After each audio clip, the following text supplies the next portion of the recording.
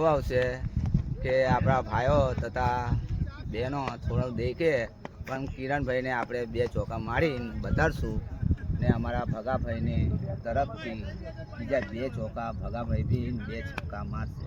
અને આ ભાઈ જે કાલે જે છક્કો મારેલો ને તો એનું ઇનામ 500 રૂપિયા. એટલા બધા. અને જે આજે જે બીજા 2 છક્કા મારવાના છે તેના 1000 રૂપિયા ઇનામ.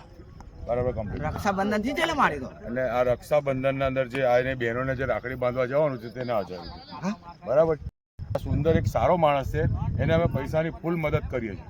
અને આવું નવું જો મનોરંજન આપતો રહેશે તો અમે બધે પબ્લિક બી ખુશ જ રહેવાની છે. આના લીધે કેટલા લોકોની તબિયત સારી છે તો પબ્લિક નથી. 4-5 જણને ડાયાબિટીસ મટી ગયા, 2 જણને કેન્સર મટી ગયા. આ પેલા અર્જુને જરા ટીબીનો પ્રોબ્લેમ હતો અમારે જે ક્રિકેટમાં તેને લોહી પડતું બંધ થઈ ગયું. એટલે જે દાંત કાઢે છે ને એના અંદર પબ્લિકને સારું થઈ ગયું, મનોરંજન કરાવે છે. મારા તરફથી કટ કર્યો તો ભગાભાઈ શું કરશે બધું?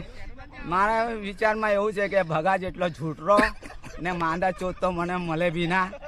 પણ મારા ભાઈબંધો બધા જાણે જ છે, આખા ક્રિકેટરો. પણ મારા તરફથી આમંત્રણ છે કે મેં જાણું કે રક્ષાબંધનના મને પૈસા મળશે. પણ આટલો ઝૂંટરો તો મેં કોઈ દાડા દેખ્યો નહીં. પૈસા પાછા લઈ લીધા? પાછા પૈસા મારા લઈ લીધા. ને આ પિક્ચરમાં ભગાએ બનાવ્યું, મેં નથી બનાવ્યું.